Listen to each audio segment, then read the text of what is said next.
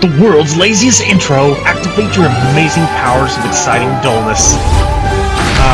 That's a classic, though. That's how we open every show. That's nice. Oh, welcome to PrinnyCast Roundtable, a casual weekly show where we talk about what we've been up to and all the various gaming-related stuff over the last week. We're your hosts. I'm Chris. This is Grubber. Hello. This is Mike. Where? Someone tell Etna. He's been missing for days. Hi. Nuts. I don't know where I was going with that. I was just trying to make something up. And, Jason's Tales. Better not, he's got a girlfriend. Anyway, Edna's with us, chatting through text messages down there in the corner. And yes, gone is the listing of bundles. We'll bring them up now and then and show trailers in the background when they supply something interesting. But what is new is we will try to show all the latest trailers of the games that were releasing this week. So, once upon a time, we did kind of say, hey, these games came out this week. And that was such a pain in the bleep, but because the dates always seemed wrong. But so this is a good way of, maybe you don't know about this game that came out this week. Unfortunately, this week, I used probably the worst possible list that I could at GameSpot. So the only thing they really had listed were 3 PSP games and Watch Dogs. Was that all that came out this week? Mario Kart 8 came out today. I just went and got it. That's what I was thinking. I got it first thing this morning. I did 2 full Grand Prix races, and then I had to go to work. 5 came out this week too? So it came out.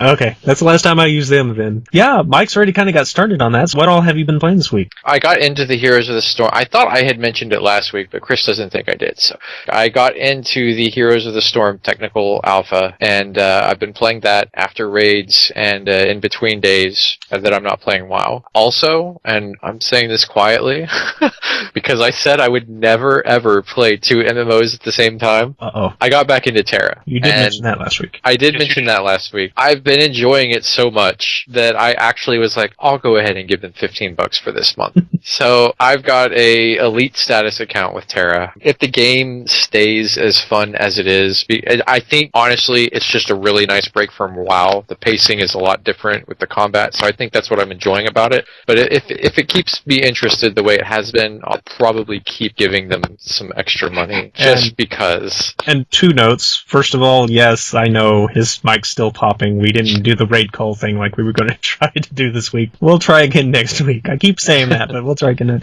And the second thing is, you can play Terra for free. It's just there's a kind of boosted account that lets you get extra goodies. It's not super amazing stuff, particularly for me, because I have a founder status account, which means that I had gone out and bought a box copy of the game. Mm-hmm. So a lot of the really good stuff, like being able to roll multiple characters on the same server, I already have stuff like that. Expanded auction house capabilities, I've already got that too. So adding elite status to that wasn't super huge. It's just now I can teleport around pretty easily, and that's pretty convenient. Mm-hmm. And I get a bunch of gold at the beginning of every month.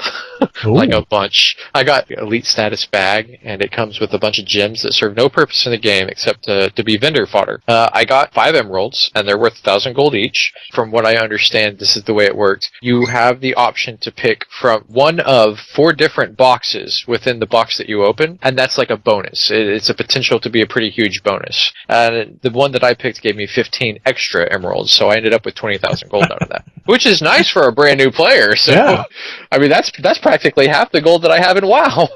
Anyways, it's been a lot of fun. I'll probably keep playing it. Very, very good. Good, excellent. I really don't feel like I need to mention World of Warcraft anymore.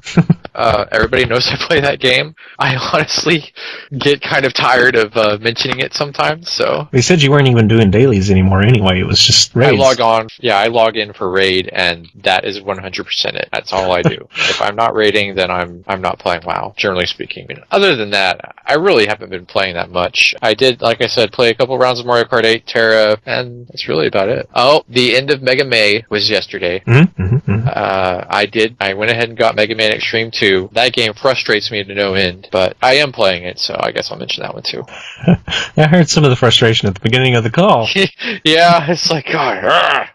So what have you been playing, Grubber? Well, I've been playing Final Fantasy XIV. I'm doing the crafting jobs because I've been leveling other battle jobs, and I'm beginning to realize that if you do a job enough, like be a healer, you start to realize that other healers are morons. They don't know what the hell they're doing, and that seems to happen a lot in parties and I'm just like, hey, if you did this, we would not die constantly. And, you know, a lot of the people in that game don't want constructive criticism. Yeah. So it just comes to the point where I'm like, I'm going to have to play healer to get the stuff I need to get the black mage up, which just kind of defeats the purpose. So I'm kind of burned out and doing the crafting stuff instead. And I played SimCity 2013, probably for the last time. I uninstalled it today. Oh. So, yeah, even the developer dropped myself out of the developer version and uninstalled that too. So that removed me from the developer thing. Good ratings, they weren't doing anything useful anyways, it seems like. I was doing some legacy playing on Sims 3, and that just still in the first generation. I have a damn glitch that I can't figure out that stuck me in the... They're after you. They're after me. The developers are like, no, go get him. Like, no, get him. He's one of the last few. The last bastion of our bunny. Sims. I can't complain about what's happening in Sims 3 because I don't own half of the expansions. If they go on a lovely sale where all of them are $10, I would buy every expansion and it would still cost me $100. Then Tropico 5. I can't explain what the hell they were thinking when they were making this game. And this is not about the game itself. The gameplay for the game is great. It is definitely a better version of Tropico because all the Tropicos all kind of look alike. I like the generations. I like that they got rid of the dock workers having to be at the dock when the ship arrives. Oh my god, thank you 1,000 times. I will go find the developers and have sex with them. I'm so happy. Whoa. I mean, whoa. Literally, you don't know if you play Tropico 3 or 4, you'll understand the hell that you go through that. The ship was millions upon millions of dollars has reached the dock and your dock workers are at the zoo. It stays there for 4 months, and then your ship was millions upon millions of dollars, gives up and leaves, and your dock workers then come and get on the dock, and the ship's gone. And Excellent. While this is going on, you're in the red by hundreds of thousands of dollars, and there's nothing you could do until the dock workers are there when the ship arrives. So yeah, they fixed that. But what they changed is, you used to be able to pan around with WASD. They got rid of that. They got rid of it. I don't understand why the hell they got rid of it. Are they hotkeys for something else now? No, there's no you can hotkey anything in the game, except for the panning around. That's the only thing you cannot change the keys about, which I'm just like, what the f***? And yeah, you can bleep that out because that's exactly my thoughts on that. But other than that, the game looks amazing. It uses the DirectX 11. It runs flawlessly. I've just begun playing that today, so I could go on and on. But yeah, that's it. Those games are it. Sounds like it was a day for new games. Mm-hmm. Can't say the same for me today, but yesterday. First of all, usual Congregate, usual Tynan, a little bit of Dynasty Warriors, and probably to my detriment, I'm trying out Grand Chase, but it's kind of combat-heavy version of MapleStory. And for the folks who don't know what MapleStory is, or even played a lot of Asian free-to-play games, think Smash Brothers combined with the Facebook RPG, where you pick a character, you go through the small stage where you battle enemies with very simplistic controls, and then you get to the next map, and then you fight a boss. It's not quite a beat-em-up, but it's not quite a fighting game. It's like in between, and there's versus modes too. So there's another one that's a lot more popular that's actually made largely by the same people called Elsword. But yeah, I really don't need another time waster on my hands, and here I am trying it out anyway. But it's considering a fighting game by many and a free-to-play fighting game just for the sake of having it on my computer as part of my collection. I'm stupid that way. And then there was the crazy game called Lococycle that just stating the premise of this thing will make people snicker. What? It's made by Twisted Pixel, who's pretty famous in the indie game world now. So here's the premise. So you've got this motorcycle made by this arms company. It gets struck by lightning, and so it decides that after seeing Freedom Rally on TV, with all the bikers that get together, she wants to go to this Freedom Rally and be free. Well, unfortunately, the mechanic, who's Hispanic, who does not speak English, gets stuck to the back of her chassis. So she's dragging this dude through these highways while this arms company is trying to stop her. And it plays kind of like the newer Spy Hunter games at first. It's kind of like a whole bunch of series of mini-games. It's got the usual quick-time event type stuff. It's got boss fights that do really strange stuff. It's got things where you've got to avoid these balls that roll around with these scientists in them, like hamster wheels almost. You've got hovercraft sort of things that you actually throw the poor mechanic like a shuriken, and you try to hit them all like some sort of puzzle game. And then there's the beat-em-up sequences where she actually flies up into the air and starts doing moves like out of Street Fighter with the hurricane kicks and the lightning kicks and the shurikens and the whole bit. It is one of the weirdest games I have played in a long time, and it's a blast. It's stupid, but it's sounds pretty crazy. It's pretty crazy. Yeah. And the major thing is the Humble Bundle yesterday was the RPG Maker. That's exactly what I've been using for that space opera thing for a long time. My copy was not exactly legit, but it was one of those type of things where, once I got far enough along that, okay, I can see me actually finishing this, I was going to buy me a copy, but this thing goes for like $40. $20 if you're lucky if you find it on a Steam sale. And that was a lot of money to go spending on something for, to commit to it to that point, because it's taken me so many years and I'm a long way off from it. Well, the Humble Bundle I can get this for cheaper now. So it comes with dozens upon dozens of DLC for it, which I probably never use because I'm not using the standard graphics anyway. It comes with about 9, 12 some RPGs it's made on it, several of which are Steam only that you have to pay for, and some of them are like $5, $10 a piece. So plus RPG Maker XP, which is what I was using, and RPG Maker VX Ace, which is the most recent version that they've got out there. And basically all of that for $6. And I got or $9. I don't remember now. Anyway, I got the $12 version because it comes with a really nifty sprite editor thing that'll come in handy for more than just this. It might actually help PrinnyCast in some ways if I get used to working with it, because there's certain things that Paint.net just fails with when it comes to pixels. So I haven't spent that much in a while, except for when it's like Xbox games, but I am not at all sorry that I got this. I saved so much money. It was like $200, $300 worth of stuff for $12. I can handle that. But now I'm starting to see, after all these years of saying VX was kind of like a really shiny but dumbed down version of XP, I did not want to use VX. I did not like the way it felt, the way it moved, because I played around with the demo a little bit. But it's gone through some updates since the Ace version, and there's a script out there that will let me make my own Shining Force. Sold!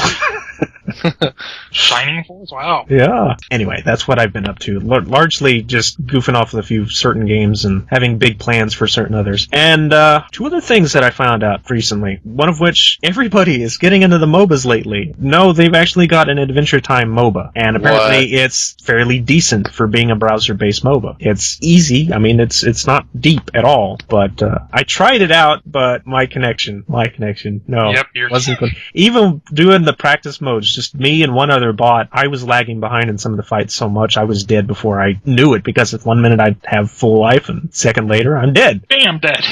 Yay, Diablo 3 all over again.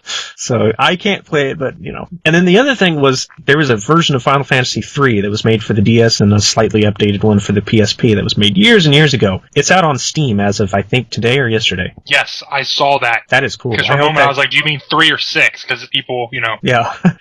I always ask, every time somebody says 3, do you mean 3 or 6? Yeah, it's the 3-3, not the US 3. Do you mean 2 or 4? You said that you got RPG Maker VX Ace and all the other neat stuff with it for like $12, right?